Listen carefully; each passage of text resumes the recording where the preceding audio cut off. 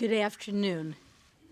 Today, the Federal Open Market Committee decided to raise the target range for the federal funds rate by 1/4 percentage point, bringing it to 1.25 to 1.5%.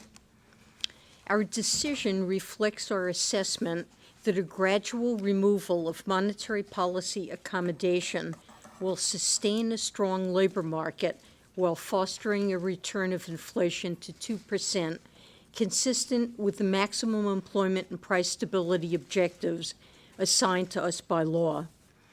Before saying more about our decision, I'll review recent economic developments in the outlook. Following a slowdown in the first quarter, economic growth stepped up to a solid 3.25% pace in the second and third quarters of the year. Household spending has been expanding at a moderate rate, business investment has picked up, and favorable economic conditions abroad have supported exports. Overall, we continue to expect that the economy will expand at a moderate pace. While changes in tax policy will likely provide some lift to economic activity in coming years, the magnitude and timing of the macroeconomic effects of any tax package remain uncertain. Smoothing through hurricane-related fluctuations, job gains averaged 170,000 per month over the 3 months ending in November, well above estimates of the pace necessary to absorb new entrants to the labor force. The unemployment rate has declined further in recent months, and at 4.1% in November, was modestly below the median of FOMC participants' estimates of its longer-run normal level. Broader measures of labor market utilization have also continued to strengthen. Participation in the labor force has changed little on net over the past 4 years.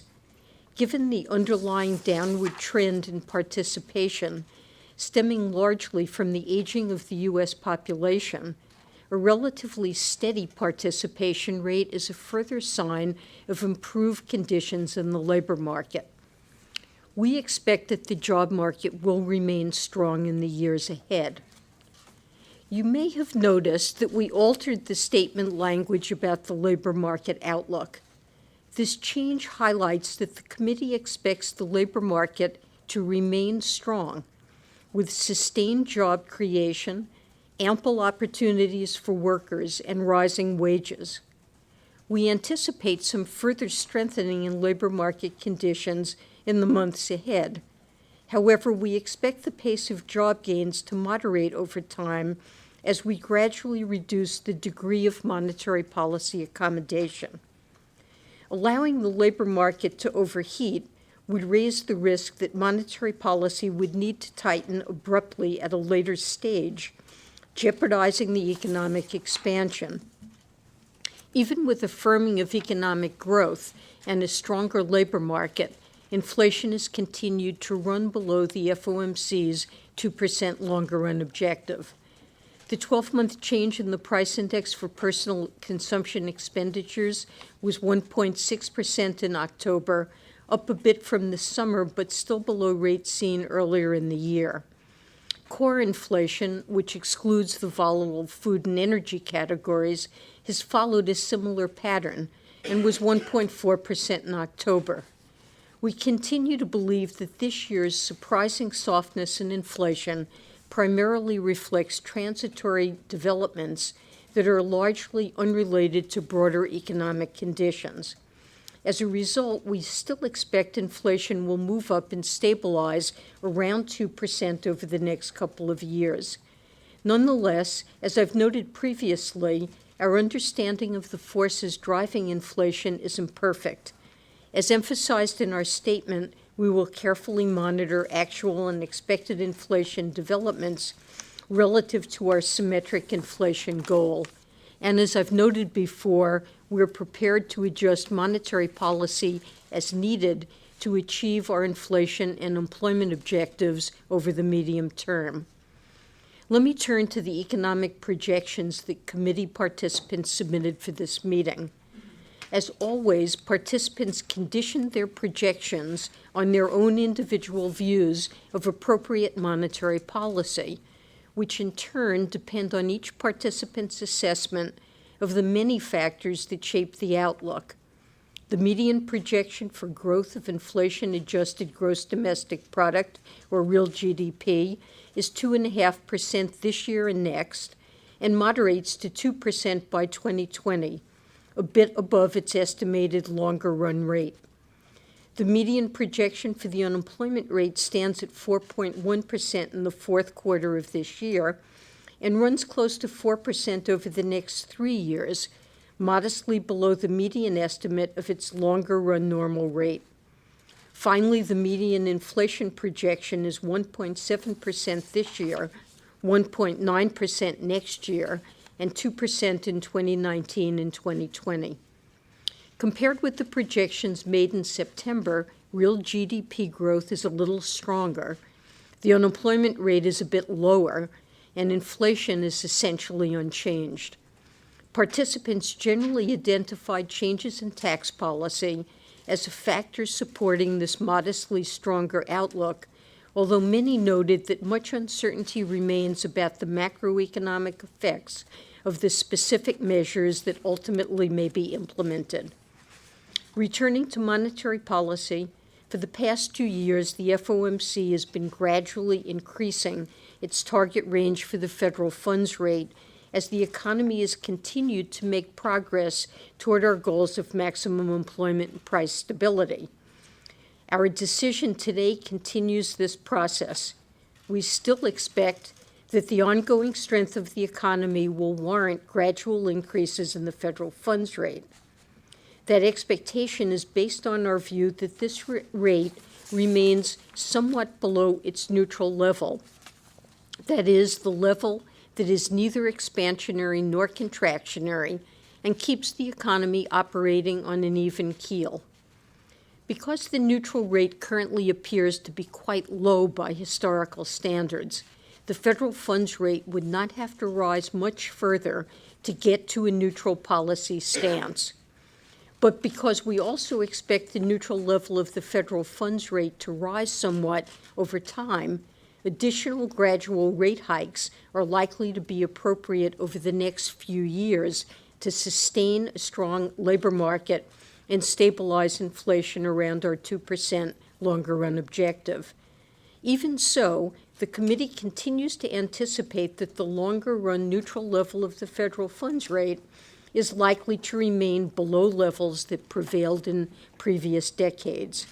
This view is consistent with participants' projections of appropriate monetary policy.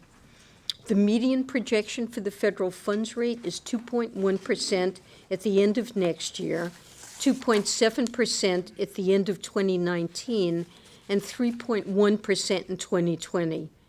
Compared with the projections made in September, the median path for the federal funds rate is unchanged through 2019 and a touch higher in 2020. I should note that the economic outlook is highly uncertain, and participants will adjust their assessments of the appropriate path for the federal funds rate as their economic outlooks and views of the risks to the outlook change. Policy is not on a preset course. Additionally, the committee's balance sheet normalization program, initiated in October, is proceeding. As we've noted previously, changing the target range for the federal funds rate is our primary means of adjusting the stance of monetary policy, and we do not foresee a need to alter our balance sheet normalization program. Hence, our statement no longer mentions this program. Of course, we would be prepared to resume reinvestments if a material deterioration in the economic outlook would to warrant a sizable reduction in the federal funds rate.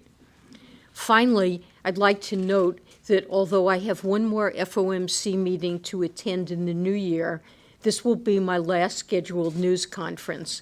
Over the next month and a half, I will do my utmost to ensure a smooth transition to my designated successor, Jay Powell. I am confident that he is as deeply committed as I have been to the Federal Reserve's vital public mission. Thank you for being such an attentive audience these past 4 years, and as always, I'll be happy to take your questions. Marty, and then to Harriet. Marty Krutzinger, Associated Press. Madam Chair, could you give us any insight into the discussion and how it dealt with the major tax changes that Congress is considering now? There have been thoughts that with these changes happening at a time when the economy is already with unemployment so low that the Fed may be forced to increase its pace on rate hikes. Did any of that discussion come up in your meeting? So, yes, we did discuss tax policy, and let me say that most of my colleagues factored in the prospect of fiscal stimulus along the lines of what's being contemplated by Congress into their projections. Now, I should emphasize that some have been incorporating those expectations into their projections throughout the year. So changes to the projections that you see since September should not be viewed as an estimate of the impact of the tax package. And in particular, broader expectations of changes to fiscal policy have been reflected in financial market conditions, I think, over the past year. For example, we have seen a significant increase in the stock market, and at least some portion of that I would judge likely partly reflected expected tax changes. And that effect, along with other financial market effects, which affects, for example, projected consumer spending and would have affected wealth. That's been part of participants' forecast now for some time. I think my colleagues and I are in line with the general expectation among most economists that the type of tax changes that are likely to be enacted would tend to provide some modest lift to GDP growth in the coming years. And you see that in part, that's one of the reasons, I think, for the uptick you see in estimated growth and decline in the unemployment rate. The views of participants, I believe, have been informed by a wide range of analysis, including that of the Joint Committee on Taxation and other outside evaluators. And my sense is that their estimates are essentially in the same ballpark, although they recognize, as I emphasize, that there is considerable uncertainty about the impacts, and that will have to be monitored over time. More specifically, they tend to see the package as boosting both consumer spending and capital spending to some extent. Now, to the extent that the changes do have positive impact on the growth of potential GDP and longer run growth, let me just say that this is something that, should it occur, would be very welcome to participants, as long as it's consistent with the attainment of our employment and inflation objectives. I guess I would also urge you to remember that when you look at the projections, that there are many factors that affect those projections, and changes in tax policy, that's only one of a number of factors, including incoming data that has, to some extent, altered the outlook for growth in inflation. All of that factors into the projections you see. But I think bottom line, when you look at assessments of the funds rate path, participants continue to see gradual increases in the target rate for the federal funds rate as being appropriate to sustain a strong labor market and bring inflation back to 2%. And look, importantly, there is a lot of uncertainty about what the likely effects will be, and my colleagues and I will be committed and, as always, to evaluating incoming data and altering the outlook as appropriate. Harriet, and come over to Hi, Tori with Dow Jones Newswires. You and others at the Fed have said that soft inflation should be transitory. Are you confident that that will still be the case, particularly regarding wage gains? They've been pretty moderate in recent months, yet the economy is growing and confidence is high. Is there something going on in the economy that's making it difficult for businesses to raise wages? So it is true that incoming wage data suggests only modest upward pressure on wages. That leads me, that's one factor, along with the fact that inflation remains low, with feeling that even though we have a 4.1% unemployment rate, that the labor market is not overheated at this point. Remember, the modest pace of wage gains also probably reflects slow productivity growth. But when you ask me about the outlook for inflation, I've talked in detail about this in the past and recognized that there is uncertainty about what's holding inflation down. But my colleagues and I continue to believe that the factors that are responsible this year for holding inflation down are likely to prove transitory. That said, we all agree that our inflation objective is extremely important. We recognize that there's been a prolonged shortfall. This is a symmetric 2% inflation objective, and we continue to indicate that we'll be monitoring inflation developments closely. And so this is on the horizon and recognized to be one of the risks facing policy. Thank you, Nick Temeros of the Wall Street Journal. Chair Yellen, I wanted to follow up on the question about tax changes. When you addressed it earlier today and when you spoke to Congress last month, you often described that you would welcome higher growth in the context of the employment and inflation mandate. And I guess I wonder how you judge the major provisions of the House and Senate tax plans, the corporate rate cut, immediate expensing of big-ticket purchases, new rates for pass-throughs, temporary rate cuts for individuals.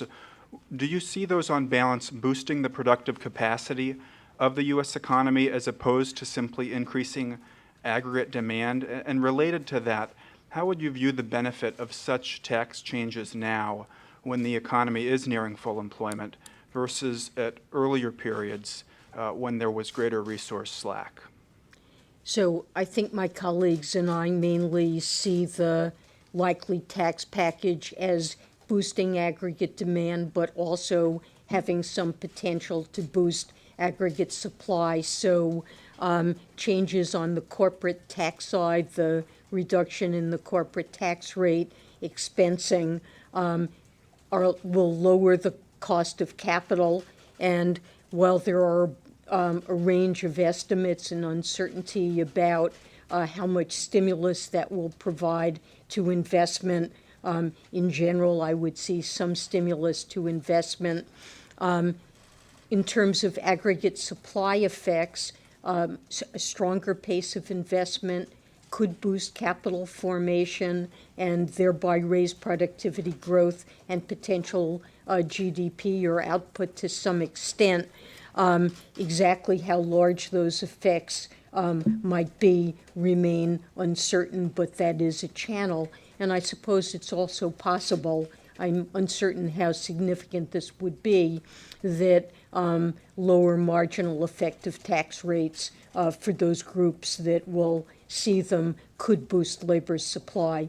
And again, there are a range of estimates in the literature. As I indicated, I think participants have reviewed a number of pieces of analysis, including the Joint Committee on Taxation Estimates and the many outside analysts who have weighed in on this and been influenced by that kind of analysis. But there is a good deal of uncertainty about what the impacts would be, and to the extent that there are larger impacts than those analyses assume on aggregate supply or potential GDP, in the context of an economy that has had disturbingly low productivity growth, that would be welcome and could support faster GDP growth, at least for some period, without without creating a need to tighten monetary policy to offset that. So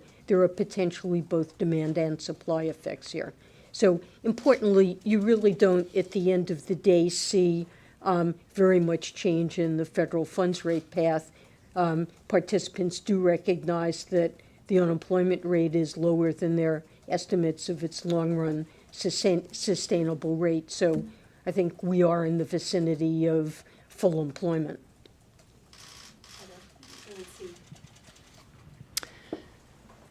Heather Long from the Washington Post.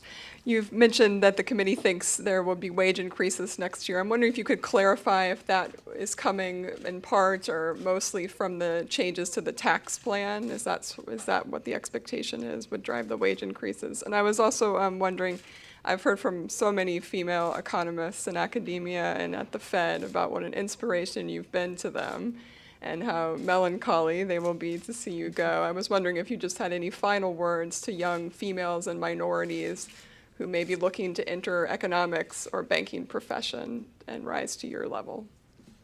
I'm sorry, so remind me the first part of your question.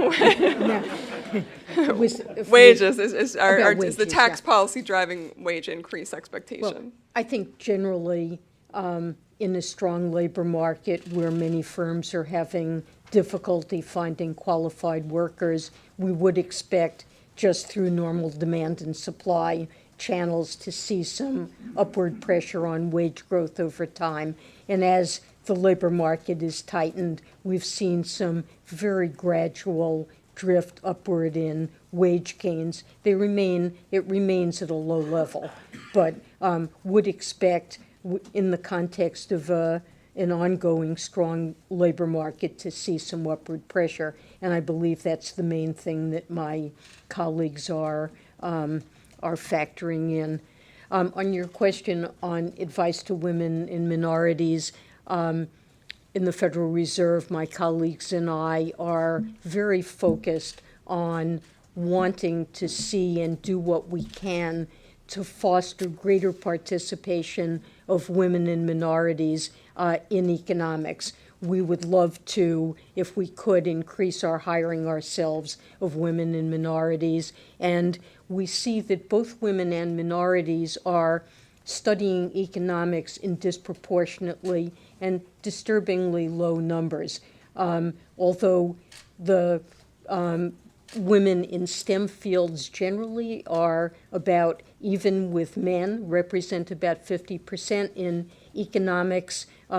Women majors constitute something like 30% of undergraduate majors, and there is disproportionate low enrollment of minorities. I will just say from my own experience, I think economics is a terrific field. I've thoroughly enjoyed my career in economics and think there are many different paths that people can follow that lead to satisfying careers, and that there are very interesting and important questions that economics addresses, and it is a great field, and would like to encourage greater involvement and think that people will find that satisfying.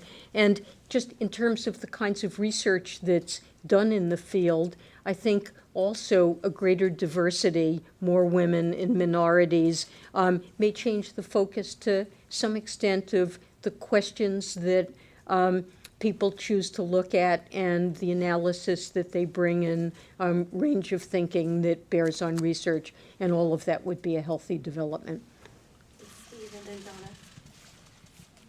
Steve Leisman, CNBC.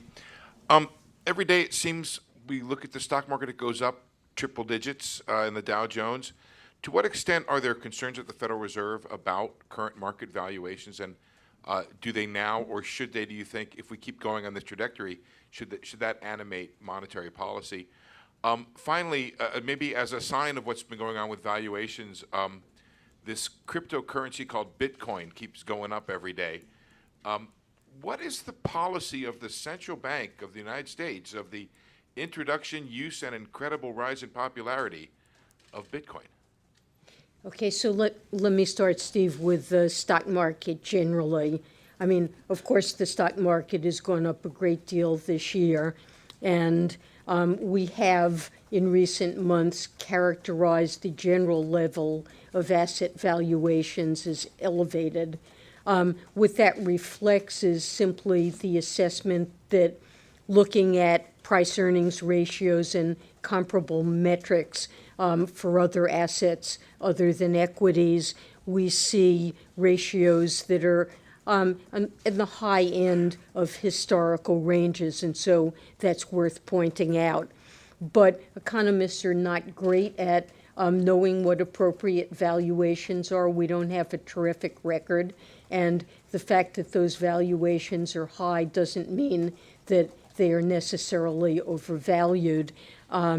We are in a, I've mentioned this in my opening statement, and we've talked about this repeatedly, likely a low interest rate environment, lower than we've had in past decades. And if that turns out to be the case, that's a factor that supports higher valuations. We're enjoying solid economic growth with low inflation, and the risks in the global economy look more balanced than they have in many years. So I think what we need to and are trying to think through is if there were an adjustment in asset valuations with the stock market, what impact would that have on the economy, and would it provoke financial stability concerns? And I think when we look at other indicators of financial stability risks, there's nothing flashing red there, or possibly even orange. We have a much more resilient, stronger banking system, and we're not seeing some worrisome buildup in leverage or credit growth at excessive levels. So, this is something that the FOMC pays attention to, but if you ask me, is this a significant factor shaping monetary policy now? Well, it's on the list of risks. It's not a major factor. And then you asked about Bitcoin, and there I would simply say that Bitcoin at this time plays a very small role in the payment system. It is not a stable source of store of value, and it doesn't constitute legal tender. It is a highly speculative asset, and the Fed doesn't really play any regulatory role with respect to Bitcoin, other than assuring that banking organizations that we do supervise are attentive that they're appropriately managing any interactions they have with participants in that market and appropriately monitoring Anti-Money Laundering, Bank Secrecy Act responsibilities that they have. Has there been a directive, has there been a directive about Bitcoin to the banks and their dealings with Bitcoin from the Federal Reserve? I don't believe there's been anything specific about that. Just generally, banks have Bank Secrecy Act, Anti-Money Laundering responsibilities, and this applies to Bitcoin as it does in every other realm. Donna, and then we'll go to Sam. Hi, Chair Yellen. Donna Borak with CNN. To return back to the prospective tax bill questions, in your view at all, is the Republican tax bill an ill-timed fiscal stimulus? And are you concerned at all it will wind up squandering the tools both the Congress and the Fed have when it comes time to dealing with a recession? So look, I will just say that it is up to the administration and Congress to decide on appropriate fiscal policy, and our job is to maintain our focus on employment and inflation. We continue to think, as you can see from the projections, that a gradual path of rate increases remains appropriate, even with almost all participants now factoring in their assessment of the impact of the tax policy. It is projected that the tax cut package will lead to additions to the national debt and boost by the end of the horizon the debt to GDP ratio. And I will say, and this is nothing news, it's something I've been saying for a long time, I am personally concerned about the U.S. debt situation. It's not that the debt to GDP ratio at the moment is extraordinarily or worrisomely high, but it's also not very low. And it's projected, as the population continues to age and the baby boomers retire, that that ratio will continue to rise in an unsustainable fashion. So the addition to the debt, taking what is already a significant problem and making it worse, it is of concern to me. And I think it does suggest that in some future downturn, which, could occur just for whatever reason, the amount of fiscal space that would exist for fiscal policy to play an active role it will be limited, may well be limited. Okay, Sam and then Victoria. Sam Fleming from the Financial Times. A couple of longer-term questions. First of all, midway through the year, you talked about the issue of whether inflation targets might need to be raised. There's obviously been a lot more debate in the Fed system since then about this. It may not be an imminent issue, but do you expect it to be something the Fed should be discussing over the coming years, some sort of change to the inflation target? Second of all, the amount of stimulus tools that the Fed may have at its disposal when the next downturn strikes are fairly limited. One of the incoming governors, Marvin Goodfriend, has talked about the merits of negative interest rates. I just wondered whether you see that as a potential tool, at least in theory, for the Fed to consider should it run out of other options. Thanks. So right now, the FOMC is not discussing or considering its inflation target. We do see inflation is likely moving up to target over the next couple of years. And I would say, you said our stimulus tools are limited. I would want to emphasize that if there were a negative shock to the economy, we do have some scope to cut the Fed funds rate. And there are other tools available, ones that we have used previously, forward guidance and asset purchases. So I think we're not out, I wouldn't say that we're out of ammunition, but certainly it's been recognized, and I've emphasized myself, that in the longer run, we may be, and we'll have to see how this works out, but we may be in low interest rate environments where it could prove useful to have additional scope to conduct monetary policy. And in that context, I think additional research, the academic economists and others are thinking hard about what more could be done, and I think these are matters that are certainly worthy of further study. So you do believe that negative interest rates, at least in theory, are possible in the U.S. at some point if it should be necessary, at least in theory? So, I mean, on that, I would say that's not something that we have studied inside the Fed to any considerable extent and haven't seriously thought about using ourselves during this last downturn and recovery. We have watched what's happened in other countries. I think that's worthwhile, and I would say it's an area that academics may have interest in the future and is worthy of some study, but it hasn't been part of the Fed's agenda. Victoria, and then we'll come to Benya. Hi, Chair Yellen. Victoria Guida with Politico. I just wanted to ask you quickly on the regulatory side. In your testimony to Congress recently, you spoke positively about the Senate Bank Regulatory Reform Bill. And I was wondering if there are, beyond that bill, if there are tweaks to Dodd-Frank that you think might still be beneficial. And then, somewhat related, Governor Powell recently said that there are currently no U.S. banks that are too big to fail. And I was wondering, do you agree with that assessment?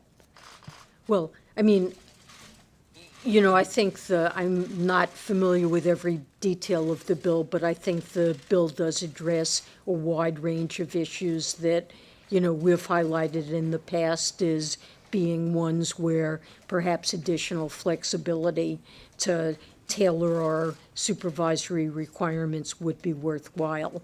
So I don't have additional things on the congressional list. Sorry, and what, the other thing? Too big to fail. Oh, too big to fail. Are there any banks that are too big to fail right now? So, you know, we continue to work seriously on resolution and the resolution plans, the living wills, and the structure of systemic firms to ensure that it would be possible to resolve a firm under the bankruptcy code would be the top choice of methods, or alternatively under the orderly liquidation authority. And I think it's fair to say that over time we have learned more ourselves and more clearly detailed our expectations for the firms that file living wills, and the firms themselves have made considerable progress in changing what they do, whether it's adopting financial contracts that would facilitate a resolution rather than a disorderly unwinding of contracts, making sure that they're appropriately dealing with shared services so that key services would be able to continue, governance arrangements, legal entity structures. The firms have all made progress in adapting to our expectations of what would enable a successful resolution. So I think it's an ongoing process, and I believe we've made substantial progress. Okay, Binya, and then we'll go to Justine. Binya Applebaum, The New York Times. I'm struggling to reconcile the pieces of the economic outlook that you've described today. You've said that we are basically at full employment. You've said that you are expecting a tax package to deliver a significant stimulus and that it will be on the demand side. You expect growth to be faster, you expect unemployment to be lower, and yet somehow inflation is going to remain at 2% for the foreseeable future. Could you describe what has changed about your economic assessment so that everything has changed except inflation? Well, the projections that we're showing you today, many factors went into that, fiscal policy being one of a number of different factors. And, you're looking at 16 participants who have made adjustments to their economic outlook for a whole variety of reasons, including, in some cases, rethinking some of the fundamentals that went into their original forecast. So there have been modifications in different directions by different participants. So I would caution you about the dangers of looking at the median and acting like that is one individual who has made a change to their forecast. That's a leap that isn't quite justified. But look, generally, you see modestly faster growth over the next couple of years, which is consistent, and I think for most participants reflects partly an impact from taxes stimulating consumer and investment spending. But it's not a gigantic increase in growth since relative to September. You do see a lower path for unemployment, but remember that inflation has also been running low on a persistent basis, and the committee does have a concern about inflation and wants to see it moving up. And on balance, you see only modest changes, slight revisions to the path for the Fed funds rate. You might think, well, shouldn't I see more? Well, okay, growth's a little stronger, the unemployment rate runs a little bit lower. That would perhaps push in the direction of slightly tighter monetary policy. But again, counterbalancing that is that inflation has run lower than we expect, and you know, it could take a longer period of a very strong labor market in order to achieve the inflation objective. Justine, and then we'll come to Craig. Justine Underhill, Yahoo Finance. So William Dudley of the New York Fed recently said that the Fed is exploring the idea of potentially having its own cryptocurrency or digital currency. What use do you see a cryptocurrency could have for the Fed, and do you see the potential of a cryptocurrency that might be considered legal tender? So I want to distinguish carefully between digital currency and cryptocurrency. There is a discussion going on among central bankers about the potential merits of adopting a central bank itself, adopting a digital currency. And there might even be a central banker or two around the globe that might go in that direction.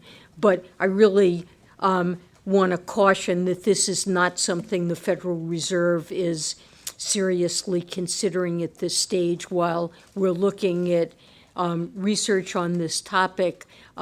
There are, I think, to my mind, limited benefits from introducing it, a limited need for it, and some substantial concerns. And so I would really doubt that the Federal Reserve would soon go in that direction. But it is something that central banks are looking at to see if there could be benefits from doing it.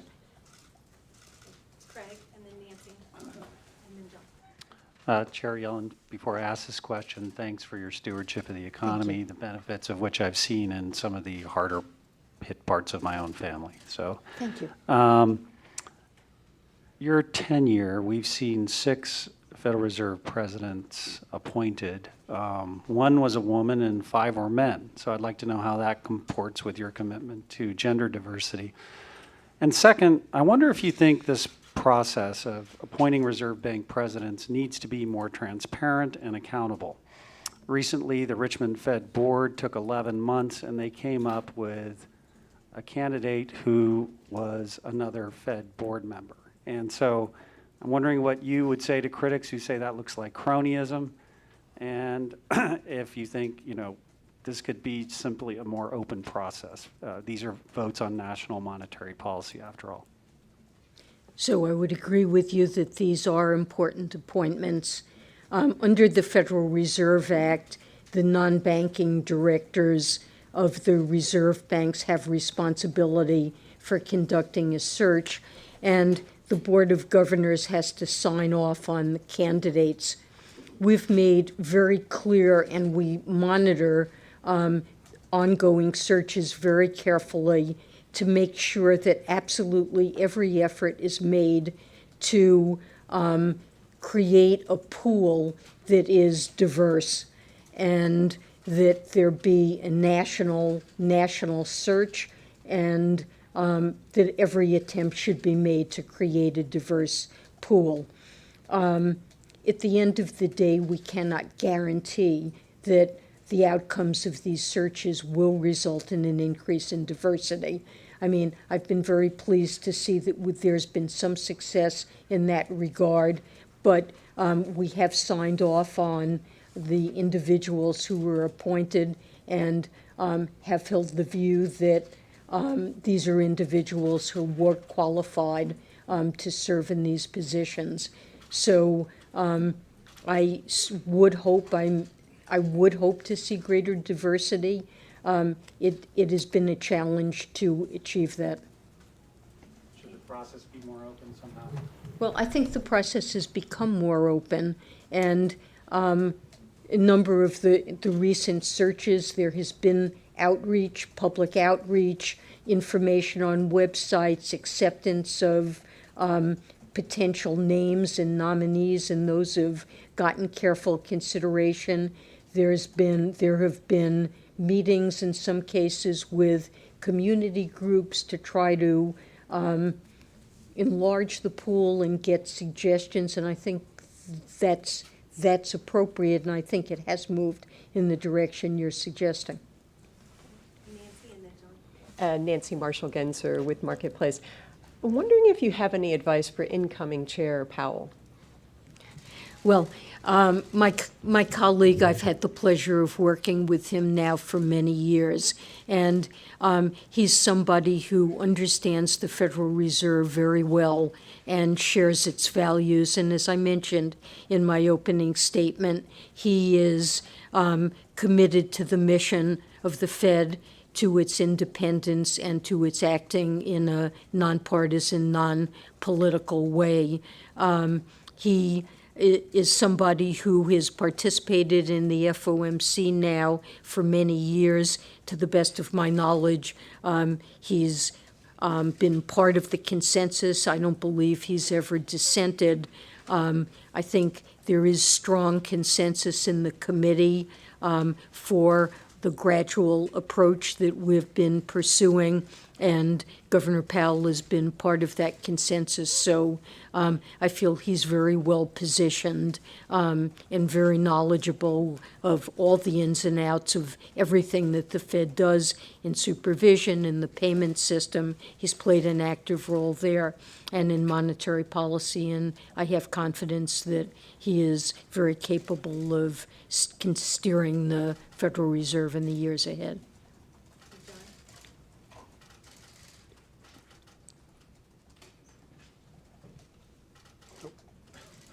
Do you mean me or? No, I meant John. But then Howard's next. As long as everyone gets a turn. This is John Helpman with American Banker. Sort of a related question to what Nancy was asking. There have been some reservations among some Democratic senators recently during Governor Powell's confirmation hearing and during the markup of the reg relief bill about the approach towards regulation that the new leadership appears to be adopting. Do you have any similar reservations about the new leadership's ability to deregulate in an even-handed way that keeps an eye towards the stability of the financial system and the sort of the advances that have come from post-crisis regulation?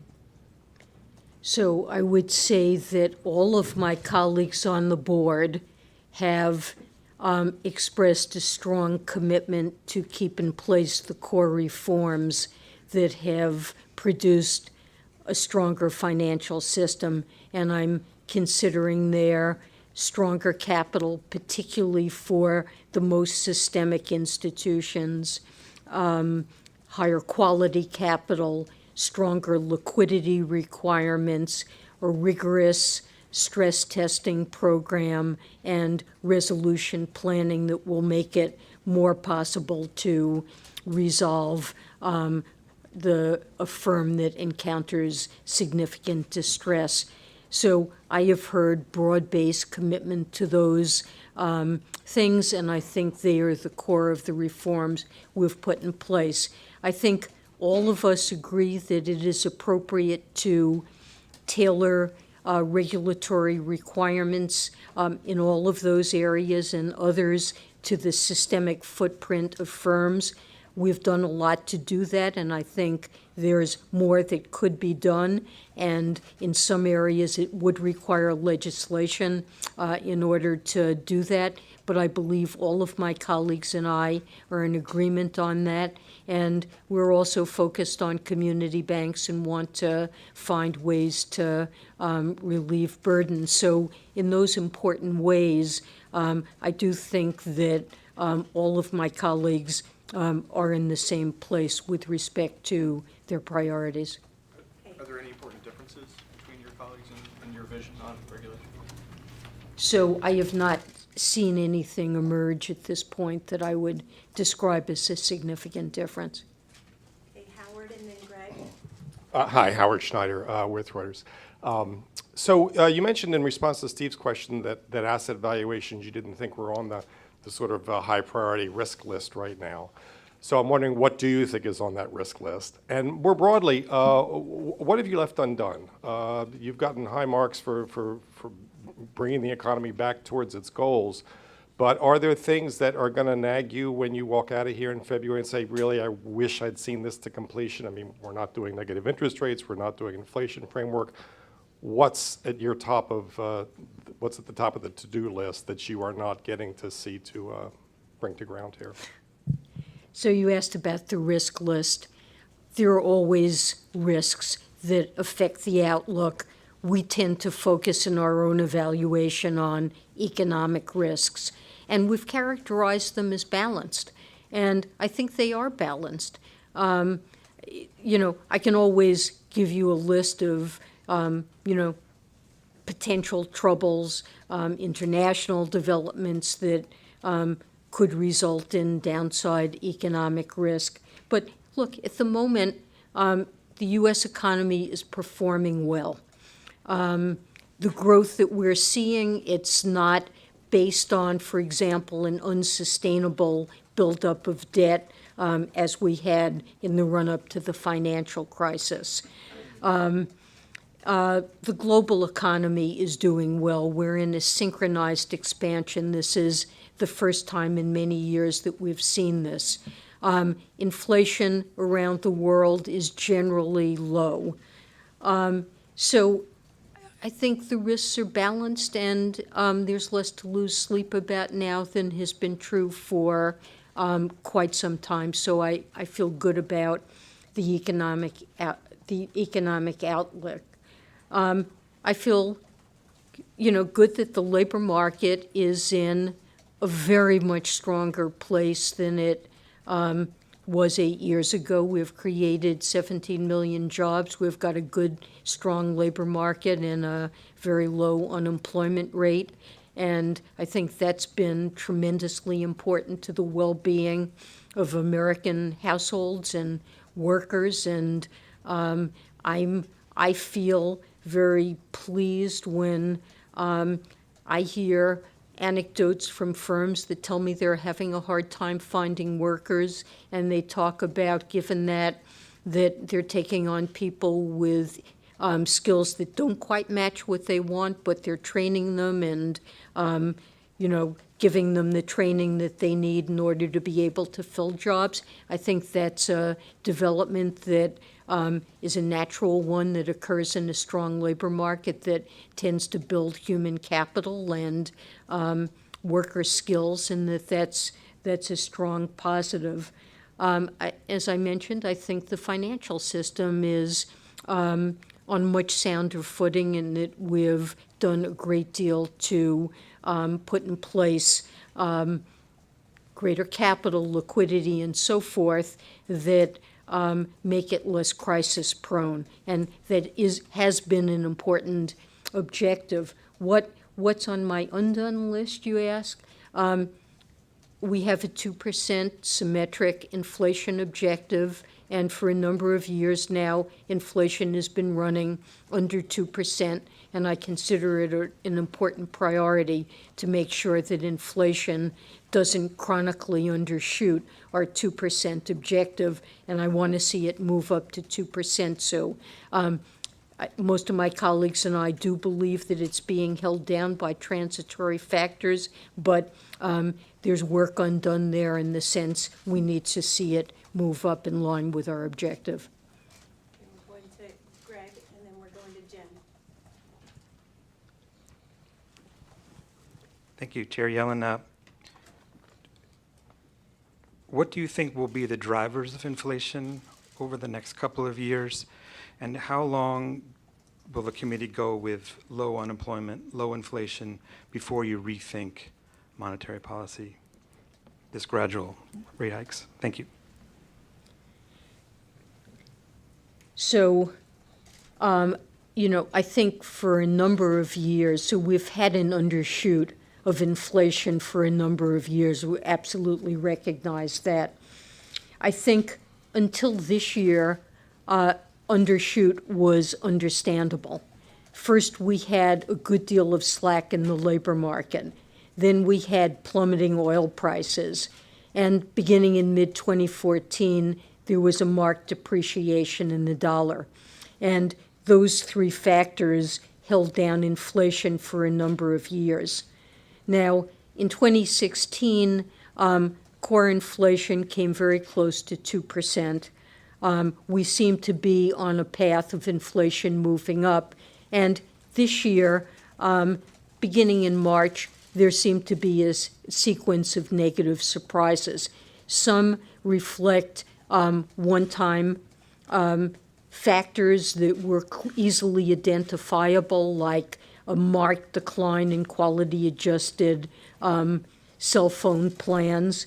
There may be other factors that are not so easy to name, but we would judge, inflation doesn't always follow exactly. There are errors and many factors that affect it beyond the key influences of labor market slack, exchange rates and import prices, and oil prices. Those are three big ones, but there are other factors that affect inflation too. And our judgment at this point is that transitory factors that are unrelated to the broader macroeconomic outlook are holding inflation down. But I have tried to be straightforward in saying that this could end up being something that is more ingrained and turns out to be permanent.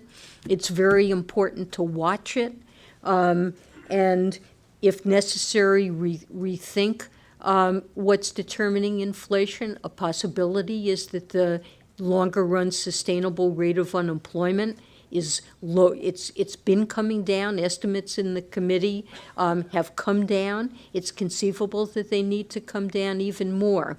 It's not my judgment that inflation expectations have slipped, but that also remains a possibility that needs to be monitored.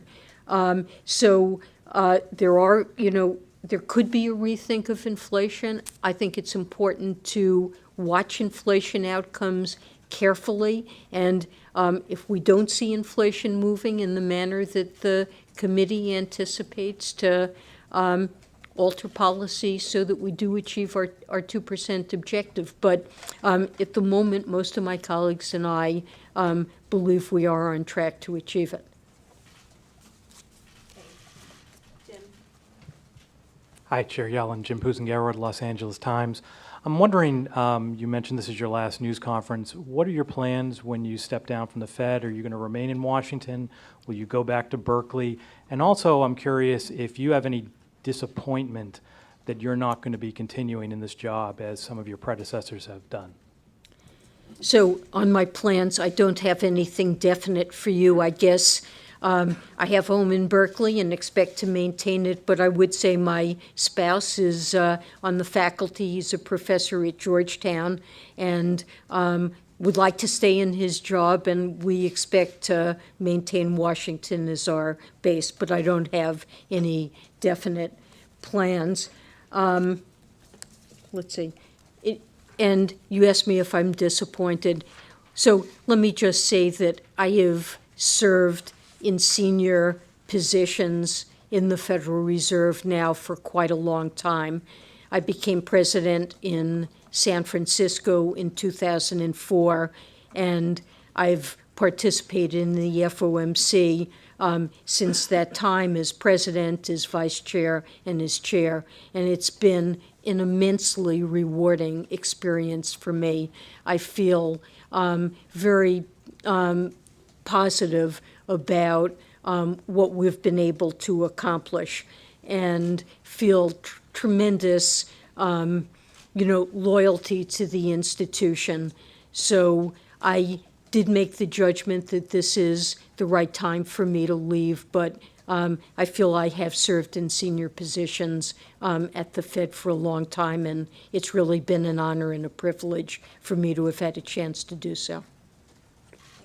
Adam, and then Mike with the last question. Adam Shapiro with Fox Business. Glad to hear you're staying on the East Coast.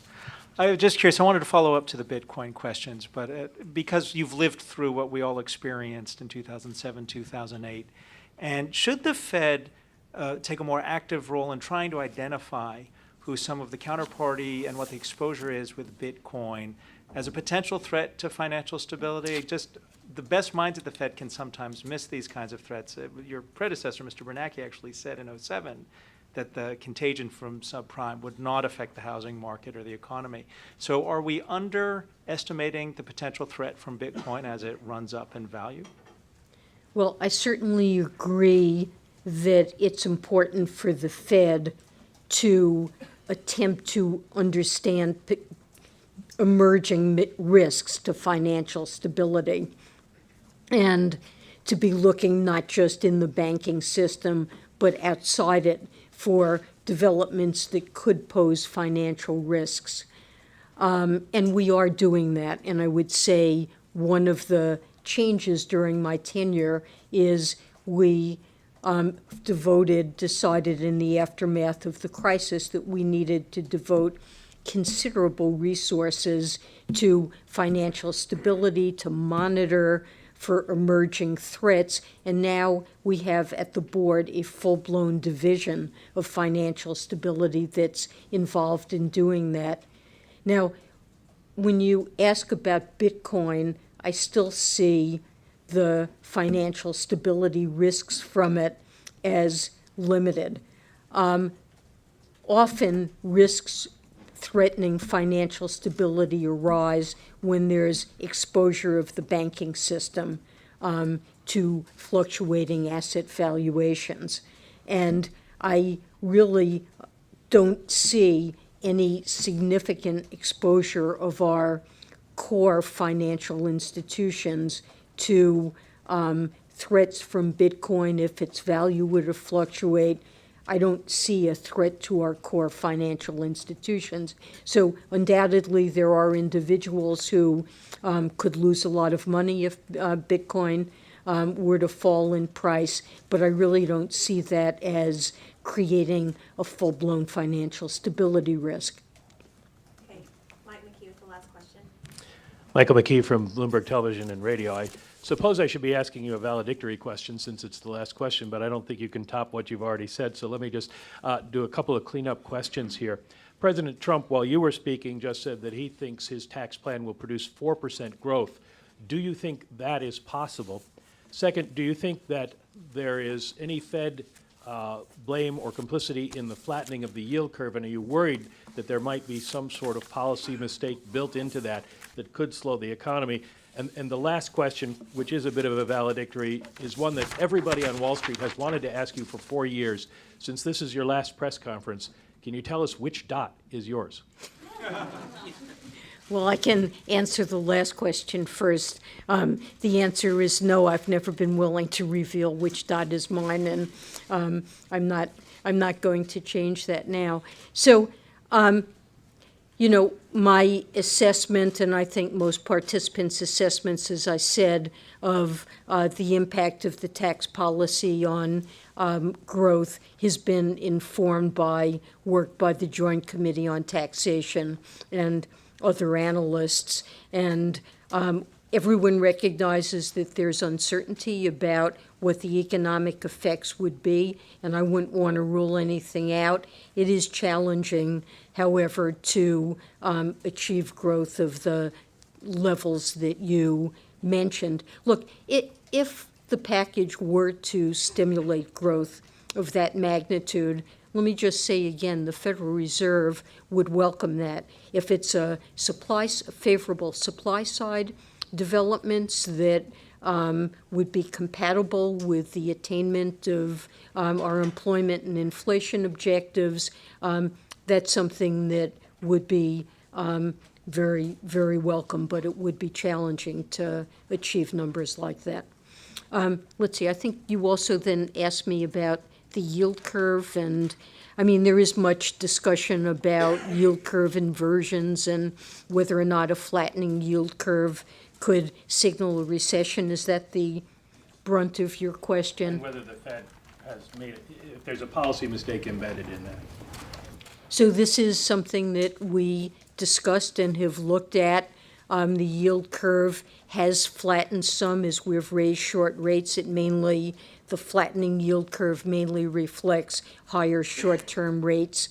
The yield curve is not currently inverted, and I would say that the current slope is well within its historical range. Now, there is a strong correlation historically between yield curve inversions and recessions, but let me emphasize that correlation is not causation, and I think that there are good reasons to think that the relationship between the slope of the yield curve and the business cycle may have changed. And one reason for that is that long-term interest rates generally embody two factors. One is the expected average value of short rates over, say, 10 years.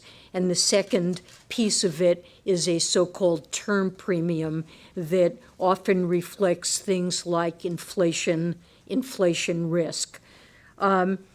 Typically, the term premium historically has been positive. So when the yield curve has inverted historically, it meant that short-term rates were well above average expected short rates over the longer run. So with a positive term premium, that's what it means. And typically that means that monetary policy is restrictive, sometimes quite restrictive. And some of those recessions were situations in which the Fed was consciously tightening monetary policy because inflation was high and trying to slow the economy. Well, right now, the term premium is estimated to be quite low, close to zero. And that means that structurally, and this can be true going forward, that the yield curve is likely to be flatter than it's been in the past.